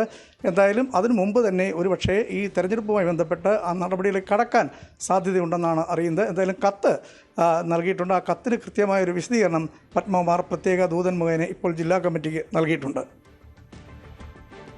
ശ്രീനാദേവി കുഞ്ഞമ്മ തെരഞ്ഞെടുപ്പിൽ മത്സരിച്ചത് റേഷൻ കാർഡിൽ വ്യാജമായി പേര് ചേർത്തെന്ന പരാതിയുടെ അടിസ്ഥാനത്തിൽ റേഷൻ കാർഡിൽ നിന്ന് പേര് വെട്ടാൻ അടൂർ താലൂക്ക് സപ്ലൈ ഓഫീസർ നിർദ്ദേശം നൽകി. ആരോപണം അടിസ്ഥാനരഹിതമാണെന്ന് ശ്രീനാദേവി കുഞ്ഞമ്മ പ്രതികരിച്ചു. പത്തനംതിട്ട ജില്ലാ പഞ്ചായത്ത് അംഗവും കോൺഗ്രസ് നേതാവുമാണ് ശ്രീനാദേവി കുഞ്ഞമ്മ. ജില്ലാ പഞ്ചായത്ത് അംഗവും അതുപോലെ തന്നെ കോൺഗ്രസിൻ്റെ അംഗവുമായ ശ്രീനാദേവി കുഞ്ഞമ്മ തെരഞ്ഞെടുപ്പിൽ മത്സരിച്ചത് വ്യാജമായി റേഷൻ കാർഡിൽ പേര് ചേർത്താണെന്നുള്ള ആരോപണമാണ് ഇപ്പോൾ പുറത്തു വന്നിരിക്കുന്നത്. പ്രധാനമായും തുവയൂർ സ്വദേശികളായ 2 പേരാണ് ഇത് സംബന്ധിച്ച് പരാതി നൽകിയത്. അതിൻ്റെ അടിസ്ഥാനത്തിൽ താലൂക്ക് സപ്ലൈ ഓഫീസർ നടത്തിയ പരിശോധനയിൽ ഇത് ശരിവെക്കുന്ന തരത്തിൽ കണ്ടെത്തുകയും ചെയ്തു. അതുകൊണ്ട് തന്നെ ഈ റേഷൻ കാർഡ് റദ്ദാക്കുകയും ചെയ്തിട്ടുണ്ട്. നിലവിൽ ഈ കാർഡ് ഉടമയായ സ്ത്രീയുടെ ഭർത്തൃ സഹോദരിയുടെ മകളെന്ന പേരിലാണ് ശ്രീനാദേവി കുഞ്ഞമ്മയുടെ പേര് ഈ കാർഡിൽ ഉൾപ്പെടുത്തിയിട്ടുള്ളത്. അതനുസരിച്ചാണ് ഈ വോട്ടർ ലിസ്റ്റിലും പേര് വന്നിട്ടുള്ളത്. അത് വ്യാജമായി പേര് ചേർത്തു എന്നാണ്, തങ്ങളുമായി യാതൊരു ബന്ധമില്ലാത്ത ആളാണ് ശ്രീനാദേവി കുഞ്ഞമ്മ എന്നാണ് പരാതിക്കാരായ ആളുകൾ പറയുന്നത്. ഈ കാർഡ് ഉടമയായ സ്ത്രീയുടെ ബന്ധുക്കൾ നൽകുന്ന പരാതിയും അതുതന്നെയാണ്. അതുകൊണ്ട് തന്നെ ശ്രീനാദേവി കുഞ്ഞമ്മയ്ക്ക് വ്യാജമായി പേര് ചേർത്തു എന്നുള്ളൊരു ആരോപണമാണ് അവർ പ്രധാനമായും ഉന്നയിക്കുന്നത്. അത്തരത്തിലാണ് പരാതി നൽകുകയും പിന്നീട് അത് അന്വേഷണം നടത്തുകയും ചെയ്തു. എന്തായാലും ആ കാർഡ് ഇപ്പോൾ നിലവിലത്തെ സാഹചര്യത്തിൽ റദ്ദാക്കുകയും ചെയ്തൊരു സാഹചര്യം കൂടിയുണ്ട്. അതേസമയം ഇത് പൂർണ്ണമായും ആരോപണം അടിസ്ഥാനരഹിതമാണെന്നാണ് ശ്രീനാദേവി കുഞ്ഞമ്മ വ്യക്തമാക്കുന്നത്. തങ്ങളുടെ ബന്ധുക്കാരാണ് ഈ പരാതിക്കാരായ ആളുകൾ, തനിക്ക് വേണ്ടപ്പെട്ടവരാണ്. ആ അഡ്രസ്സിൽ നേരത്തെയും താൻ മത്സരിച്ചിട്ടുണ്ട്. അന്നൊന്നുമില്ലാത്തൊരു പരാതി, രാഷ്ട്രീയപരമായുള്ള കാര്യങ്ങൾ, CPI-യിൽ നിന്നും രാജിവെച്ചാണ് താൻ കോൺഗ്രസിലെത്തിയത്. അത്തരത്തിലുള്ള രാഷ്ട്രീയപരമായുള്ള ഒരു വൈരാഗ്യമാണ് ഇതിന് ഉള്ളതെന്നാണ് ശ്രീനാദേവി കുഞ്ഞമ്മ വ്യക്തമാക്കുന്നത്. എന്തായാലും നിലവിലത്തെ സാഹചര്യത്തിൽ വിശദമായൊരു അന്വേഷണം ഇതിലുണ്ടാകും. സ്വാഭാവികമായും ശ്രീനാദേവി കുഞ്ഞമ്മ പറയുന്നത് ഇതുമായി കേസുമായി ബന്ധപ്പെട്ട് മുന്നോട്ട് പോവുകയാണ്. ഇതിനെതിരെ കേസുമായി മുന്നോട്ട് നിയമ നടപടി സ്വീകരിക്കും എന്നുള്ള കാര്യം കൂടി വ്യക്തമാക്കുന്നു. നിലവിലുള്ള ആരോപണങ്ങൾ അടിസ്ഥാനരഹിതമാണെന്നാണ് ശ്രീനാദേവി കുഞ്ഞമ്മ പറയുന്നത്. അതേസമയം വ്യാജ റേഷൻ കാർഡിൽ പേര് ചേർത്ത് ബന്ധുക്കളല്ലാതെ തങ്ങളുടെ യാതൊരു ബന്ധവുമില്ലാത്ത ആൾ റേഷൻ കാർഡിൽ തങ്ങളുടെ ഈ പേര് ചേർത്തതിന് ശേഷമാണ് ശ്രീനാദേവി കുഞ്ഞമ്മ തിരഞ്ഞെടുപ്പുകളിൽ മത്സരിച്ചതെന്നുള്ള കാര്യമാണ് ഈ തുവയൂർ സ്വദേശികളായ ആളുകൾ 2 പേർ ഉന്നയിക്കുന്നത്. എന്തായാലും ആ പരാതിയിൽ അന്വേഷണം നടത്തി ഇപ്പോൾ ആ കാർഡ് വ്യാജമാണെന്ന് കണ്ടെത്തിക്കൊണ്ട് തന്നെ ആ റേഷൻ കാർഡ് തന്നെ റദ്ദാക്കുകയും ചെയ്തിട്ടുണ്ട്. പാചകവാതക പ്രതിസന്ധിക്കിടെ ബദൽ സംവിധാനങ്ങൾക്ക് അനുമതി നൽകി കേന്ദ്രം. LPG-ക്ക് പുറമെ മറ്റ് ഇന്ധനങ്ങൾ കൂടി ഉപയോഗിക്കാമെന്നാണ് നിർദ്ദേശം. ഇതിലൂടെ ഹോട്ടൽ മേഖലയടക്കം നേരിടുന്ന പ്രതിസന്ധി മറികടക്കുകയാണ് ലക്ഷ്യം. കൽക്കരി, മണ്ണെണ്ണ വഴി പാചകത്തിന് ഇളവ് അനുവദിക്കാൻ കേന്ദ്രം മലിനീകരണ നിയന്ത്രണ ബോർഡിന് നിർദ്ദേശം നൽകി.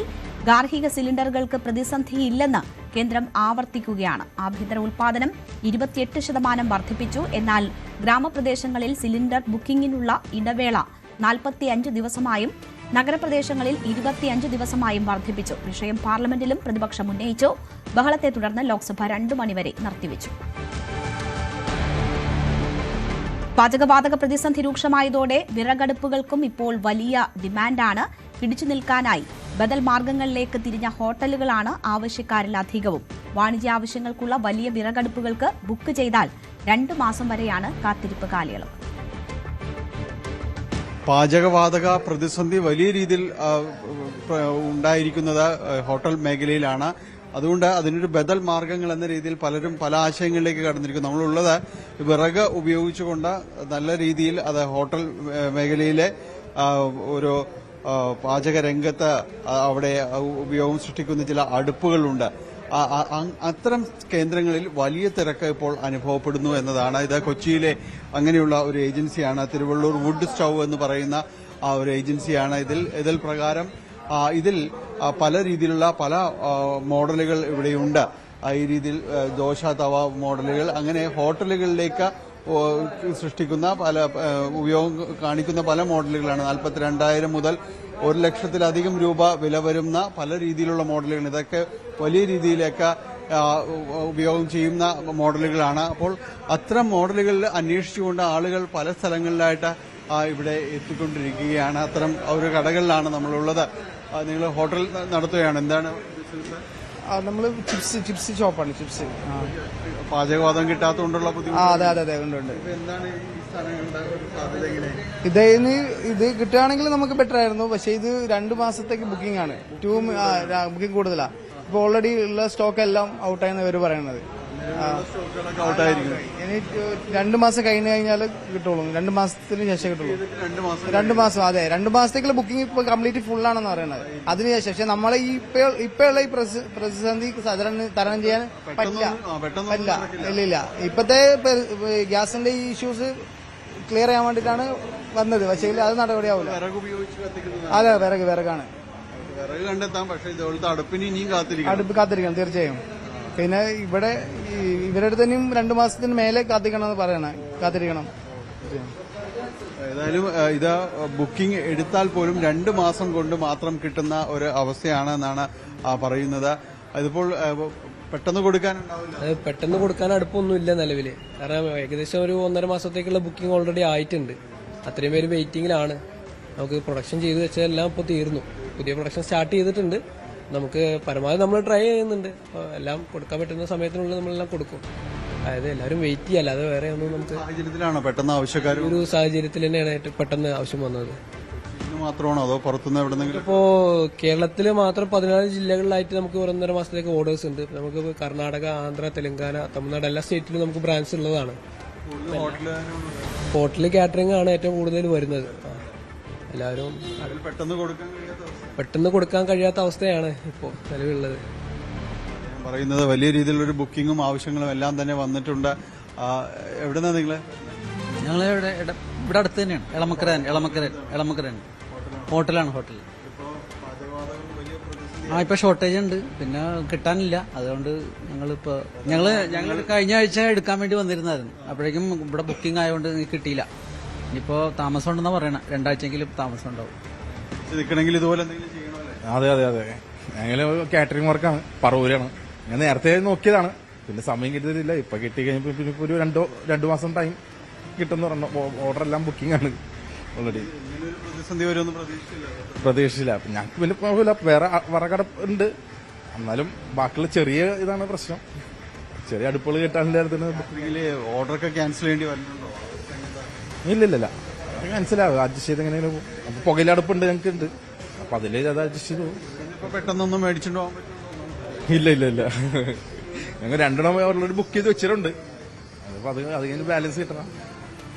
ഏതായാലും വലിയ രീതിയിലുള്ള ഒരു പ്രതിസന്ധി ഊർജ മേഖലയിൽ, അതായത് പാചകവാതക രംഗത്ത് ഉണ്ട്. ഹോട്ടലുകൾ നടത്തിക്കൊണ്ടുപോകാൻ പറ്റാത്തതുണ്ട്. ബദൽ മാർഗങ്ങൾ അന്വേഷിച്ചു വരുമ്പോൾ ഇതുപോലുള്ള ഈ അടുപ്പുകൾ കാര്യങ്ങൾ ഇതൊക്കെയാണ് മറ്റു മാർഗങ്ങൾ എന്ന് പറയുന്നത്. ഇതെല്ലാം ഓരോ മോഡലുകളാണ്. പക്ഷേ ഉള്ള ഒരു പ്രശ്നം എന്ന് പറയുന്നത് ഇതിനും വലിയ രീതിയിലുള്ളൊരു ബുക്കിംഗ് ആണ്. ഇവിടെ ഈ ഏജൻസിയിൽ പറയുന്നത് ഏതാണ്ട് 2 മാസത്തോളം കാത്തിരിക്കേണ്ടി വരും എന്ന രീതിയിലാണ് ഏജൻസികൾ പറയുന്നത്. അങ്ങനെ പ്രതിസന്ധിക്ക് മുകളിൽ പ്രതിസന്ധി, ബദൽ മാർഗങ്ങൾ തേടുമ്പോൾ അതിനും ഒരു പ്രതിസന്ധി എന്ന രീതിയിലേക്ക് വരുന്നു. ഈ ഏജൻസിയിൽ നമ്മൾ വന്ന് നിന്നിട്ട് കുറച്ച് സമയമാകുന്നു, പക്ഷേ ആളുകൾ നിരന്തരമായി ഇത് അന്വേഷിച്ചുകൊണ്ട് വരികയും ചെയ്യുന്നു. ഇത് എങ്ങനെയാണ് ഇനിയിപ്പോൾ വരും ദിവസങ്ങളിൽ ഹോട്ടൽ കാറ്ററിംഗ് മേഖല അവർക്ക് അതിജീവനത്തിന് വിറകടുപ്പുകളിലേക്ക് മാറുമ്പോൾ വിറകടുപ്പുകൾ അവർക്ക് ഉള്ള ആ രീതിയിൽ പര്യാപ്തമായതിനും അതിനും കയ്യിലേക്ക് കിട്ടാൻ വീണ്ടും നാളുകൾ വേണ്ടിവരുമെന്ന രീതിയിലേക്ക് വരുന്നു. വളരെ പെട്ടെന്നൊന്നും അഴിയാത്ത രീതിയിലേക്കുള്ള ഒരു കുരുക്കാണ് ഈ മേഖലയിൽ ഉണ്ടായിരിക്കുന്നത്. കൊച്ചിയിൽ നിന്ന് ക്യാമറമാൻ കെ പി ധനേഷിനൊപ്പം ഡാനി പോൾ, ന്യൂസ് 18. പാചകവാതക പ്രതിസന്ധി രൂക്ഷമായതോടെ കുറഞ്ഞ വിലയ്ക്ക് ഭക്ഷണം നൽകുന്ന കൊച്ചിയിലെ സമൃദ്ധി ക്യാന്റീനിൽ ഇന്നു മുതൽ പാചകം വിറകടുപ്പിലാണ്. 10,000 വരുന്ന ക്യാന്റീനിൽ പ്രതിസന്ധി ഉണ്ടാകില്ല എന്നാണ് കോർപ്പറേഷന്റെ ഉറപ്പ്. ഒരു ദിവസം 10,000-ത്തിലധികം പേർ ആഹാരം കഴിക്കാനെത്തുന്ന സമൃദ്ധി കിച്ചണും അടുപ്പിലേക്ക് മാറിയിരിക്കുകയാണ്. 20, 25, 30 ഗ്യാസുകളാണ് ഒരു ദിവസം ഇവർക്ക് ആവശ്യമായിട്ടുള്ളത്. പക്ഷേ ഇന്നലെ മുതൽ അതിലൊരു പ്രതിസന്ധി നേരിട്ട് തുടങ്ങി. 10 ഗ്യാസ് മാത്രമാണ് വന്നുകൊണ്ടിരിക്കുന്നത്. അതുകൊണ്ട് തന്നെ പ്രതിസന്ധികളെല്ലാം തന്നെ അതിജീവിച്ചുകൊണ്ട് അടുത്തൊരു മാർഗത്തിലേക്ക് അവർ കടന്നിരിക്കുന്നത്. അത് ഇന്ന് രാവിലെയാണ് മേയർ വന്ന് ഇതിന്റെ ഉദ്ഘാടനം നടത്തി വിറകടുപ്പിലേക്ക് മാറിയിട്ടുണ്ട്. എന്തായാലും ഇത് ഒരു രീതിയിലും ആളുകൾക്ക് ബുദ്ധിമുട്ടുണ്ടാകാതെ അവർക്ക് സമൃദ്ധിയിൽ ആഹാരം കഴിക്കാൻ വരുന്നവർക്ക് സമൃദ്ധമായി കഴിക്കാവുന്ന രീതിയിൽ തന്നെയാണ് അവർ തുടർന്നുകൊണ്ടിരിക്കുന്നത്. നോൺ വെജിൽ മാത്രമാണ് മാറ്റം വരുത്തിയിരിക്കുന്നത്.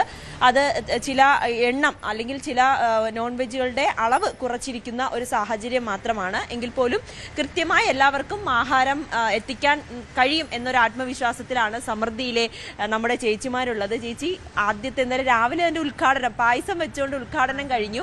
ഇന്ന് രാത്രി മുതലാണല്ലേ ഇത് സജീവമാകുന്നത്? രാത്രി മുതൽ ഓവർനൈറ്റിലേക്കുള്ള ഭക്ഷണങ്ങൾ ഇന്നു മുതൽ രാത്രി മുതൽ ഇതിൽ ഉണ്ടാക്കി തുടങ്ങും അടുപ്പിൽ. ഇപ്പം നമ്മുടെ ഗ്യാസിൻ്റെ പരിമിതി കാരണം മെനു ഒക്കെ വെട്ടിക്കുറച്ചെങ്കിൽ ഇനി അത് വീണ്ടും ഞങ്ങൾ തിരിച്ചു കൊണ്ടുവരും. മെനുകളെല്ലാം ഞങ്ങൾ വീണ്ടും തിരിച്ച് എത്തിക്കാൻ നോക്കും കസ്റ്റമേഴ്സിലേക്ക്. ക്വാളിറ്റിയിൽ ഒരു വിട്ടുവീഴ്ചയും ഉണ്ടാവില്ല. ക്വാളിറ്റിയിൽ ഒരു വിട്ടുവീഴ്ചയുമില്ല. അത് ഞങ്ങൾ ക്വാളിറ്റിയിലും വിലയിലും ഒരു വിട്ടുവീഴ്ചയുമില്ല. ആളുകളുടെ എണ്ണം കുറച്ചുകൂടി വർദ്ധിപ്പിച്ചു എന്ന് തോന്നുന്നു അല്ലെ? അടുപ്പ് വരുമ്പോൾ ആളുകൾ കൂടുതൽ എല്ലാം ചെയ്യണമല്ലോ നമുക്ക്. അതിന് വേണ്ടിയിട്ട് ഇപ്പം നമ്മൾ വിറകിലാകുമ്പോൾ കുറച്ചുകൂടി ടേസ്റ്റ് കിട്ടുമെന്നുള്ളൊരു വിശ്വാസം കൂടി ഉണ്ട്. അതിന് നമ്മൾ പഴയ ഒരു കാലത്തിലേക്ക് പോവുകയാണല്ലോ. അപ്പോൾ അതിൻ്റെ ഒരു ഇതും കൂടെ ഉണ്ട് നമുക്ക് ഇതിനകത്ത്. രുചിയിലൊക്കെ ചെറിയൊരു വ്യത്യാസം പ്രതീക്ഷിക്കുന്നു. ആ ഒരു പ്രതീക്ഷയുണ്ട് ഈ കൂട്ടത്തിൽ. അപ്പോൾ ആളുകളുടെ എണ്ണം വർദ്ധിപ്പിച്ചിരിക്കുന്ന സാഹചര്യമാണ്. ഈ നോൺ വെജിൽ മാത്രമാണ് ചെറിയൊരു മാറ്റം വരുന്നില്ല, പൊരിച്ച്. അതെ, നമ്മൾക്ക് കുറച്ച് പായസം അങ്ങനെയുള്ള ഐറ്റംസുകൾ കുറച്ചിട്ട് ബാക്കി കോമൺ ആയിട്ടുള്ള സാധനങ്ങൾ മറ്റുള്ളവരിൽ പെട്ടെന്ന് എത്തിക്കാൻ വേണ്ടിയിട്ടും കൂടെ. കാരണം അവർക്ക് നമ്മളെ ആശ്രയിച്ച് കുറേ ആൾക്കാർ ഇവിടെ ഭക്ഷണം കഴിക്കാൻ വരുന്നുണ്ട്. അപ്പോൾ അവർക്ക് ഭക്ഷണം വിശപ്പ് ഇല്ലാത്ത രീതിയിൽ നമുക്ക് അവർക്ക് എത്തിച്ചു കൊടുക്കണം. അതാണ് നമ്മുടെ ഏറ്റവും വലിയൊരു കാര്യം. ഒരു ദിവസം ഇവിടെ ഏകദേശം ഒരു 25-നും 30-നും ഇടയിൽ ഗ്യാസ് ആവശ്യമാണ് അല്ലേ? ഇതിപ്പോൾ കുറഞ്ഞു. ഒരു 10 നമുക്ക് അങ്ങനെ കിട്ടണില്ല, അത് കുറവാണ്. അപ്പോൾ അതനുസരിച്ച് നമ്മൾ വിറകിലേക്ക് പോകുന്നത്. നമ്മളത് നോക്കി നിന്ന് കഴിഞ്ഞാൽ നമുക്ക് പറ്റില്ലല്ലോ. അതിൻ്റെ പേരിൽ നമ്മൾ പഴയ കാലത്തിലേക്ക് പോകുന്നു. ചോറ് വയ്ക്കുന്നത് ചോറ് വെക്കുന്നത് ഇപ്പം നമ്മൾ ചോറിന് ചില വെളുപ്പിനെ വെക്കണം ഞങ്ങൾക്ക്. അതിപ്പോൾ ഒരു ദിവസം 800 കിലോ അരിയോളം നമ്മൾ ഇവിടെ ഇടണമെന്നുണ്ട്. അതിപ്പോൾ നമ്മുടെ ഈ അടുപ്പിൽ അതിനുള്ള സൗകര്യം ഇല്ല. അതിനുള്ള ഗ്യാസ് ആ 10 ഗ്യാസിൽ നിന്നും അതിനുള്ള ഗ്യാസ് മാറ്റി വെച്ചിട്ടായിരിക്കുള്ളൂ ബാക്കി ഞങ്ങൾ ചെയ്യുന്നത്. ബാക്കിയുള്ളതെല്ലാം അടുപ്പിൽ വെക്കാൻ നോക്കും. എന്തായാലും ചോറ് മാത്രം ഗ്യാസിൽ വെക്കും, ബാക്കിയെല്ലാം അടുപ്പിൽ വെക്കാൻ തന്നെയാണ് ഇവർ തീരുമാനിച്ചിരിക്കുന്നത്. ഈ ഗ്യാസ് അല്ലെങ്കിൽ അടുപ്പ് ഉപയോഗിക്കാൻ പറ്റാത്ത സ്ഥലപരിമിതിയുള്ള ഹോട്ടലുകളാണ് ഇപ്പോൾ അടച്ചുപൂട്ടിയിരിക്കുന്നത്. ചിലത് ഭാഗികമായി മാത്രമാണ് പ്രവർത്തിക്കുന്നത്.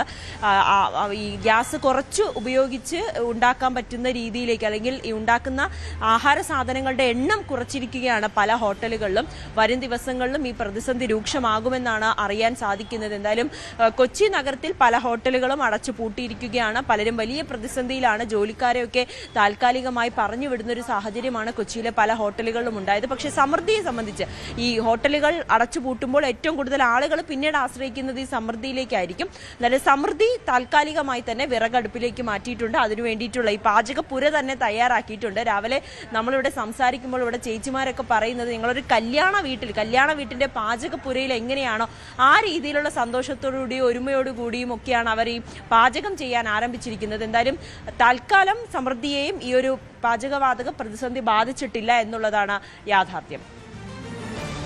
വാണിജ്യ LPG സിലിണ്ടറുകളുടെ ക്ഷാമം രൂക്ഷമായതോടെ തിരുവനന്തപുരം ജില്ലയിലെ ഹോട്ടലുകൾ അടച്ചുപൂട്ടൽ ഭീഷണിയിലാണ്.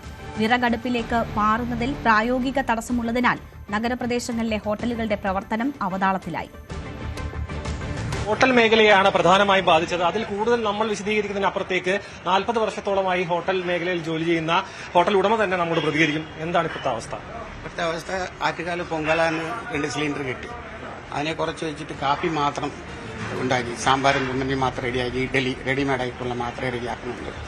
അല്ലാതെ ദോശകൾ കത്തിക്കാനോ പൂരയെടുപ്പ് കത്തിക്കാനോ ചായ അടുപ്പ് കത്തിക്കാനോ ആണെങ്കിൽ ഒറ്റ ദിവസം ആ സിലിണ്ടർ തീരും. സാർ ഒന്ന് കാണാൻ ചായ അടുപ്പ് അണച്ചിട്ടിരിക്കുകയാണ്. സാറ് കണ്ടല്ലോ, ദോശ നിർത്തി, അപ്പോൾ ഒന്നുമില്ല കൊടുക്കാൻ. ഒരു കാലാവസ്ഥ അങ്ങനെ ഇതിനെ നീണ്ടുപോയാൽ ഞങ്ങൾ ജീവിക്കാനുള്ള മാർഗമില്ല.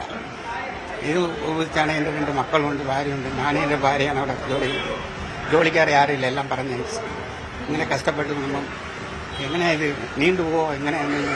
നേരത്തെ 3 പേരുണ്ടായിരുന്നു, ഇപ്പോൾ ഒറ്റ പയ്യനുണ്ട്, അവൻ ഇന്ന് പോകും. പക്ഷെ ജോലിയില്ല, ജോലിയില്ല. ഗ്യാസ് ഉണ്ടെങ്കിലല്ലേ ജോലി ചെയ്യാൻ പറ്റുള്ളൂ. ഭാര്യയും ഭർത്താവ് മാത്രം റെഡിയാക്കി വെച്ചു. വിറകടുപ്പ് അങ്ങനെ എന്തെങ്കിലും? വിറകടുപ്പ് വയ്ക്കാനുള്ള സൗകര്യം ഇതിനകത്തില്ല. ഈ സെഡാണ് കത്തിച്ചാൽ എല്ലാം കൂടി കത്തിക്കും. പിന്നെ പൊല്യൂഷൻ പ്രശ്നവും കൂടി ഉണ്ട്. അടുത്തുള്ള കടയിലൊക്കെ കംപ്ലൈന്റ് ചെയ്താൽ കാർപ്പറേഷൻ അരിശയിൽ വെച്ച് പോകും. അതുകൊണ്ട് ഉപയോഗിക്കാനുള്ള സൗകര്യം നമ്മുടെ അടുത്ത് ഇല്ല. ഇങ്ങനെയുള്ള ബുദ്ധിമുട്ടാണ് ഇപ്പോഴത്തെ കാര്യങ്ങൾ.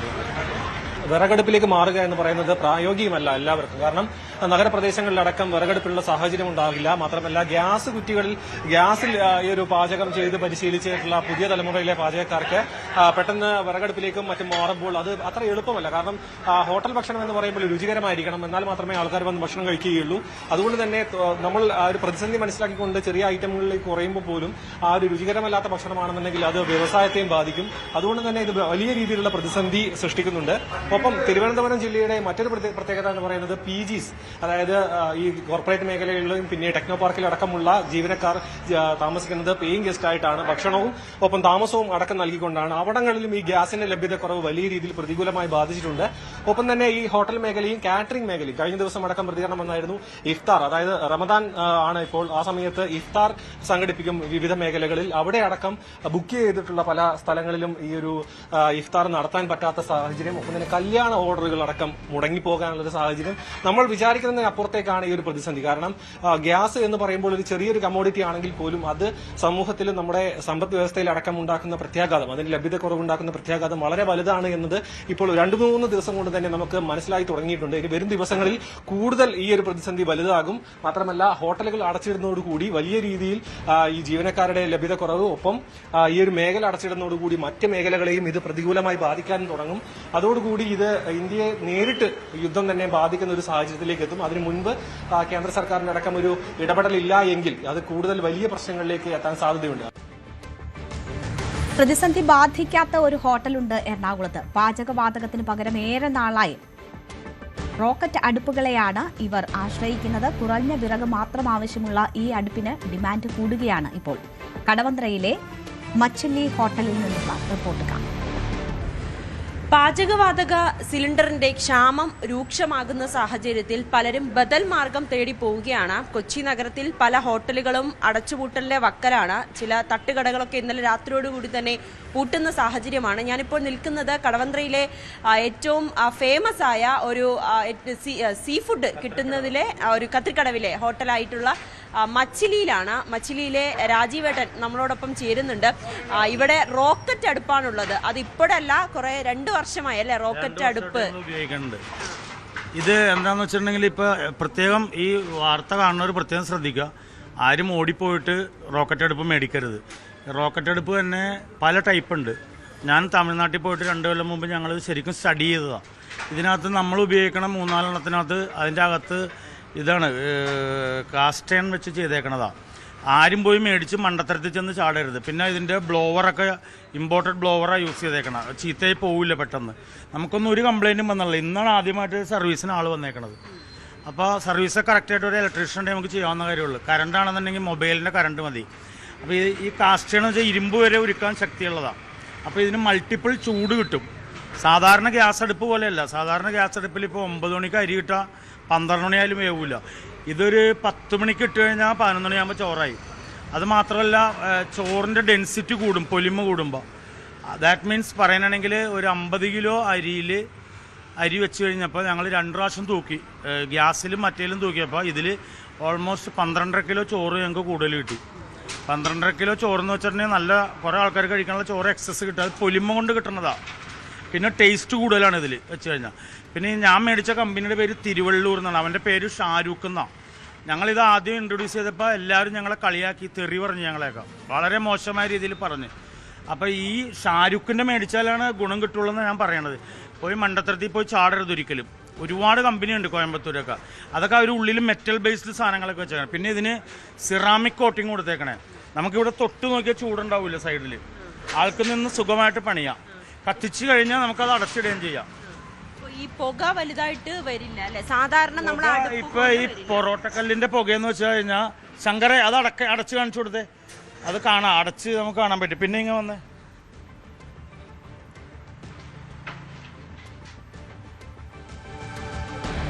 എന്തായാലും പലതരത്തിലുള്ള പരീക്ഷണങ്ങളാണ് സംസ്ഥാനത്ത് നടക്കുന്നത്. പാചകവാതക പ്രതിസന്ധിയിൽ ഗാർഹിക ഉപഭോക്താക്കൾക്ക് ഒരാശങ്കയും വേണ്ട എന്ന മന്ത്രി GR അനിൽ. ആവശ്യമായ സ്റ്റോക്കുണ്ട്. ആശങ്കയുണ്ടായതോടെ വലിയ ബുക്കിംഗ് ഉണ്ടായി. ഹോട്ടൽ, ക്യാന്റീൻ തുടങ്ങി ഏറ്റവും അനിവാര്യമായ ഇടങ്ങളിൽ ഗ്യാസ് വിതരണം നടത്തും. വിഷയം കേന്ദ്രമന്ത്രി സുരേഷ് ഗോപി ഉൾപ്പെടെയുള്ളവർ കണ്ണു തുറന്ന് കാണണമെന്നും മന്ത്രി പറഞ്ഞു. ഗാർഹിക ഉപഭോക്താക്കൾക്ക് ഒരു ആശങ്കയും വേണ്ട എന്നുള്ള നിലപാടാണ് കമ്പനികളെല്ലാം ഒരുപോലെ പറഞ്ഞത്. അതിനാവശ്യമായ സ്റ്റോക്ക് അവരുടെ കൈവശം ഉണ്ടെന്നാണ്. ആ സ്റ്റോക്ക് ഇപ്പോഴുള്ള ആശങ്ക കാരണം വല്ലാത്ത ബുക്കിംഗ് വന്നതിൻ്റെ തടസ്സമാണ് ഉണ്ടായിട്ടുള്ളത്. സെർവറിൻ്റെ കപ്പാസിറ്റി വർദ്ധിപ്പിച്ചുകൊണ്ട് ബുക്കിംഗ് ക്രമീകരിച്ച് കൃത്യമായി ഗാർഹിക ഉപഭോക്താക്കൾക്ക് സിലിണ്ടർ നൽകാമെന്നുള്ള കാര്യം ഇന്നലത്തെ യോഗത്തിൽ ഉറപ്പാക്കുകയുണ്ടായി. കുടുംബശ്രീ നടത്തുന്ന ഹോട്ടലുകളടക്കമുള്ള സുഭിക്ഷ ഹോട്ടലുകളടക്കമുള്ള ഇത്തരം സ്ഥാപനങ്ങളുണ്ട്, ക്യാൻറ്റീനുകളുണ്ട്, ആശുപത്രി ക്യാൻറ്റീനുകളുണ്ട്, വിവിധ സ്കൂളുകളുടെ പാചക സംവിധാനങ്ങൾ, ഇങ്ങനെ തുടങ്ങിയ നമ്മുടെ സമസ്ത മേഖലകളിൽ ഏറ്റവും അനിവാര്യമായിട്ടുള്ള ആ വിഭാഗങ്ങൾക്ക് പ്രയാസം ഉണ്ടാകാത്ത തരത്തിലുള്ള ഒരു ക്രമീകരണ മുൻഗണനാ ലിസ്റ്റ് തയ്യാറാക്കി കമ്പനികളിലൂടെ വിതരണം ചെയ്യണമെന്ന് ഉദ്ദേശിക്കുന്നുണ്ട്. പെട്രോളിയം മന്ത്രി ഇന്നലെ പാർലമെന്റിലെ പ്രസ്താവന നമ്മളെല്ലാം കണ്ടതാണ്. നമ്മുടെ സംസ്ഥാനത്ത് നിന്ന് ശ്രീ സുരേഷ് ഗോപിയാണ് പെട്രോളിയം വകുപ്പിന്റെ ചുമതലയുള്ള മന്ത്രി. അവരിത് നേരിട്ട് കണ്ണു തുറന്ന് കാണണമെന്ന്, ഈ വസ്തുത കാണണമെന്നാണ് എനിക്ക് ആദ്യം സൂചിപ്പിക്കാനുള്ളത്. യഥാർത്ഥത്തിലുള്ള ചിത്രം നമ്മൾ കണ്ടുകൊണ്ടിരിക്കുകയല്ലേ. ആളുകളിൽ വല്ലാത്ത ഭീതിയും ആശങ്കയുമാണ്. മറ്റെന്തിനേക്കാൾ ജീവവായു പോലത്തെ ഒരു അവസ്ഥയാണ് ഈ കുക്കിംഗ് ഗ്യാസ് ആണെങ്കിലും അതുമായി ബന്ധപ്പെട്ട ഇഷ്യൂസ്.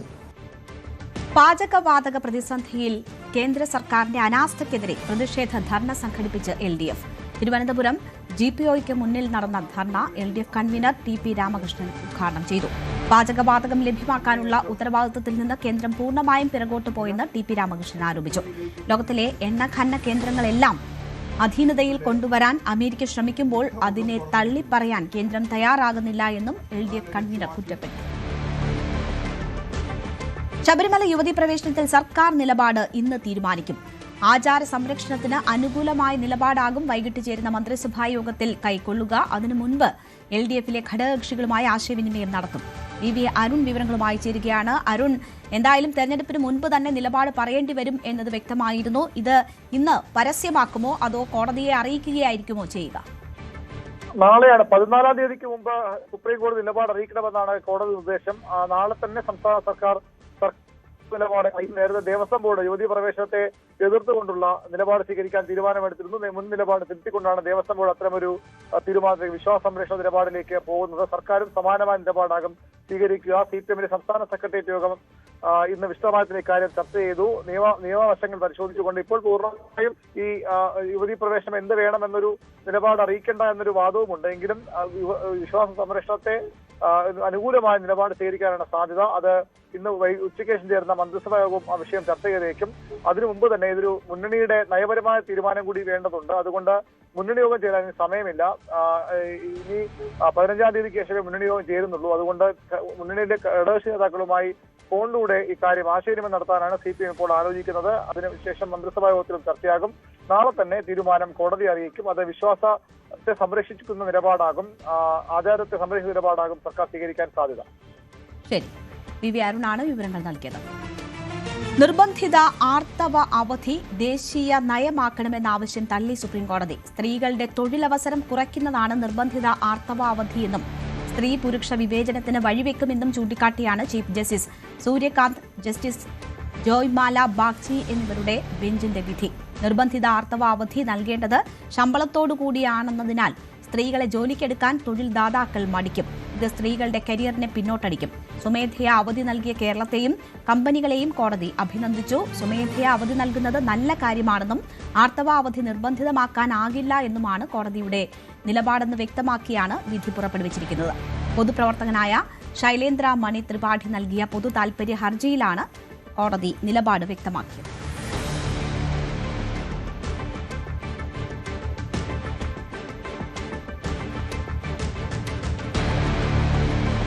പശ്ചിമേഷ്യയിൽ ആക്രമണം കടുപ്പിച്ച് ഇറാൻ. ഇസ്രയേലിന്റെ വടക്കൻ മേഖലയിലുണ്ടായ മിസൈൽ ആക്രമണത്തിൽ 80-ലധികം പേർക്ക് പരിക്കേറ്റു. രാജ്യമെമ്പാടും അതീവ ജാഗ്രതാ നിർദ്ദേശമാണ്. തുർക്കിയിലെ നാറ്റോ സൈനിക കേന്ദ്രത്തിന് നേരെയും ആക്രമണമുണ്ടായി. യുഎസിന്റെ എബ്രഹാം ലിങ്കൺ വിമാനവാഹിനി കപ്പലിനെ ആക്രമിച്ചെന്നും IRGC അവകാശപ്പെട്ടു. US സൈനിക വിമാനം തകർത്തതിൽ തുർക്കി സായുധ ഗ്രൂപ്പ് ഇസ്ലാമിക് റെസിസ്റ്റൻസ് ഉത്തരവാദിത്തം ഏറ്റെടുത്തിട്ടുണ്ട്. അതേസമയം യുദ്ധം തങ്ങൾ വിജയിച്ചുകൊണ്ടിരിക്കുകയാണെന്നും ചില മാധ്യമങ്ങൾ വാർത്തകളെ തെറ്റായി വളച്ചൊടിക്കുന്നു എന്നുമാണ് ട്രംപിന്റെ വാദം. ക്രൂഡ് ഓയിൽ വില കൂടുന്നത് യുഎസിന് സാമ്പത്തിക നേട്ടമുണ്ടാക്കുമെന്നും ട്രൂത്ത് സോഷ്യലിൽ ട്രംപ് പോസ്റ്റ് ചെയ്തു. ഇതിനിടെ എസ് ജയശങ്കർ ഇറാനിയൻ വിദേശകാര്യമന്ത്രിയോട് വീണ്ടും സംസാരിച്ചു.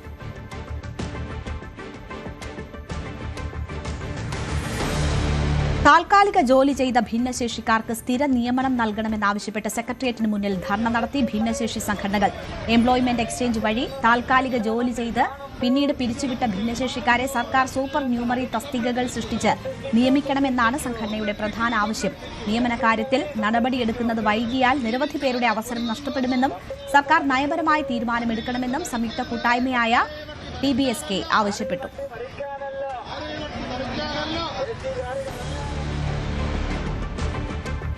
തന്റെ കുട്ടിക്കാലത്ത് അമ്മ അനുഭവിച്ച ദുരിതം വിവരിച്ചുകൊണ്ട് കിഫ്ബി എങ്ങനെയാണ് കേരള വികസനത്തിൽ പങ്കുവഹിക്കുന്നതെന്ന് പറഞ്ഞു വൈദ്യുതി മന്ത്രി കെ കൃഷ്ണൻകുട്ടി.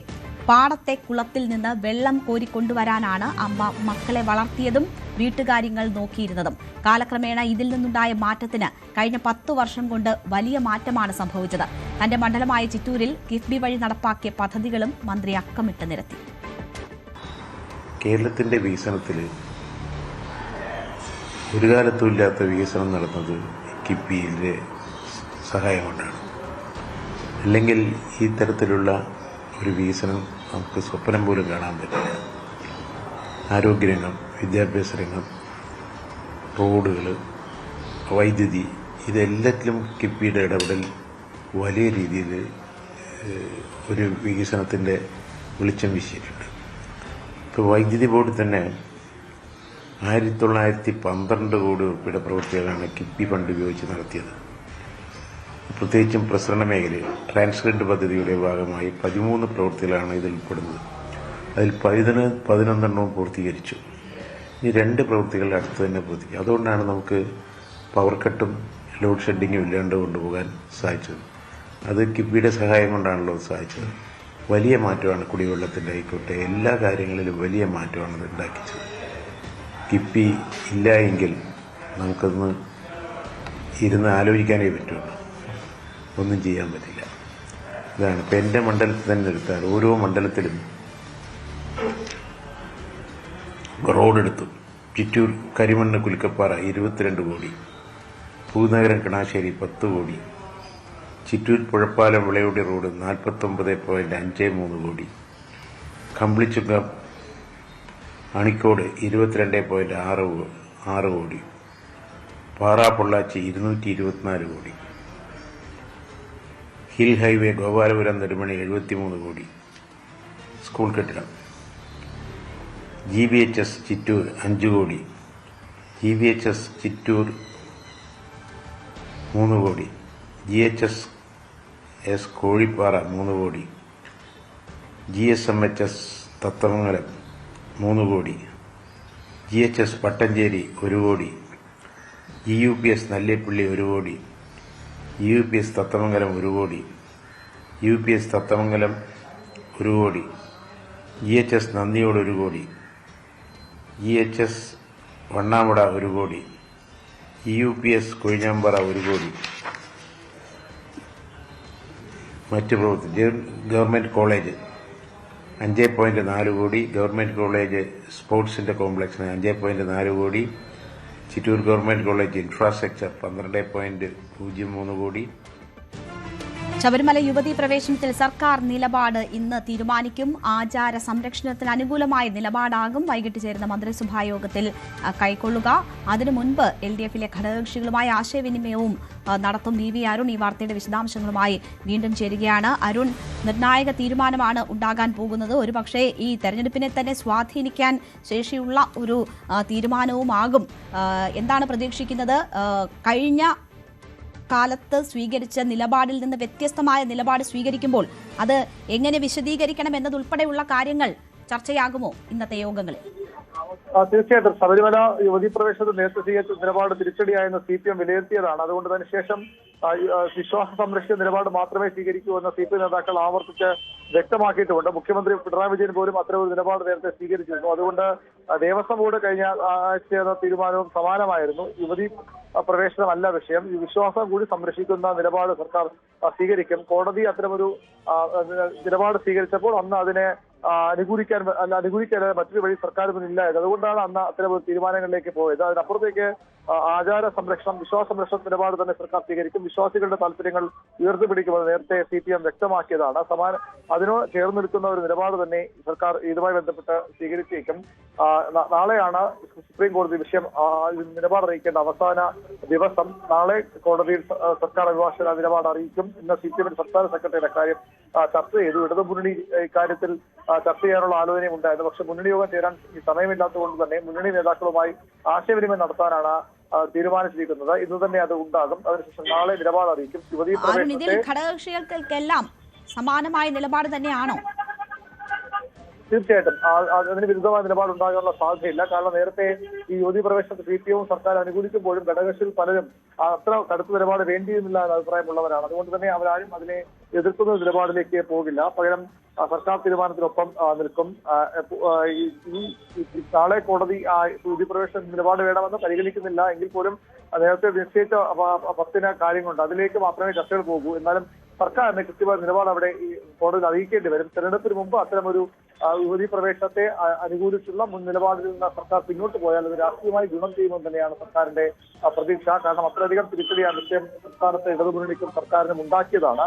ആ കാരണം കൊണ്ട് തന്നെ ആ തീരുമാനം പുനഃപരിശോധിക്കുമ്പോൾ അല്ലെങ്കിൽ വിശ്വാസ സംരക്ഷണ നിലപാടിലേക്ക് സർക്കാർ മാറിയാൽ അവിടെ അനുകൂലമായ ഒരു നിലപാടുകൾ അല്ലെങ്കിൽ അനുകൂലമായ ഒരു പ്രതികരണം ഹൈന്ദവ സമൂഹത്തിൽ നിന്നും പ്രത്യേകിച്ച് വിശ്വാസ സമൂഹത്തിൽ ഉണ്ടാകുമെന്ന പ്രതീക്ഷയാണ് സർക്കാരിനുള്ളത്. അതുകൊണ്ട് അത്തരമൊരു തീരുമാനം തന്നെയാകും ഉണ്ടാവുക. ഉച്ചയ്ക്ക് ശേഷം ചേരുന്ന 5 മണിക്ക് ചേരുന്ന മന്ത്രിസഭാ യോഗവും ഇക്കാര്യം ചർച്ച ചെയ്യും. അതിലും നിർണായകമായ തീരുമാനമുണ്ടാകും. മന്ത്രിസഭാ യോഗത്തിലൂടി അനുമതിയോടുകൂടിയാകും ഇക്കാര്യം കോടതിയെ അറിയിക്കുക.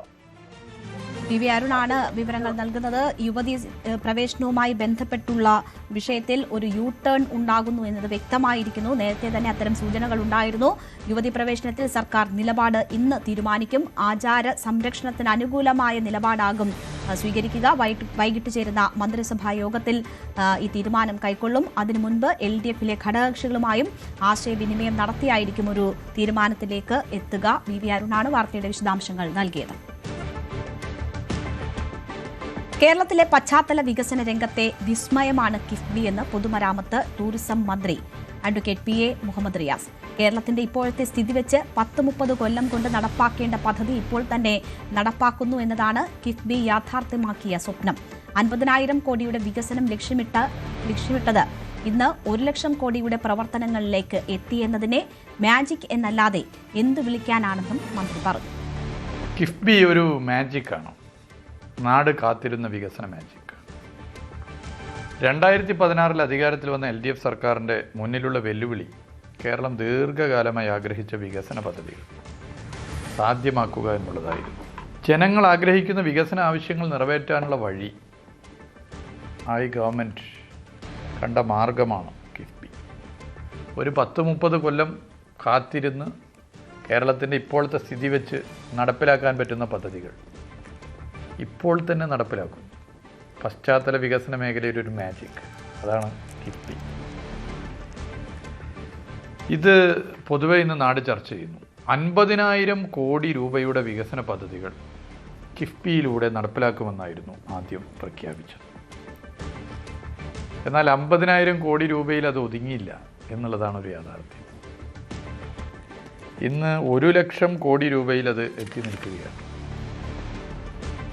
1,00,000 കോടിയോളം രൂപയുടെ വികസന പ്രവർത്തനം LDF സർക്കാർ കിഫ്ബി വഴി നടപ്പിലാക്കുന്നത് ഒരു മാജിക് അല്ലേ?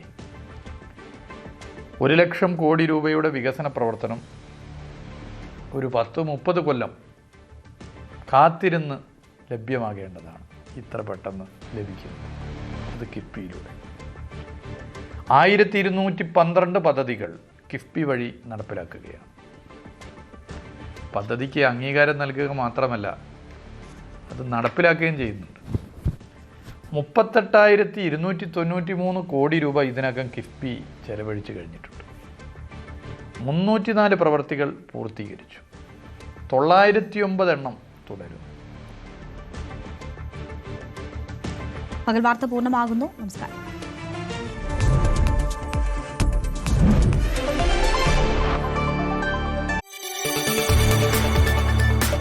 കൂടുതൽ വാർത്തകൾക്ക് News 18 Keralam YouTube channel subscribe ചെയ്യുക.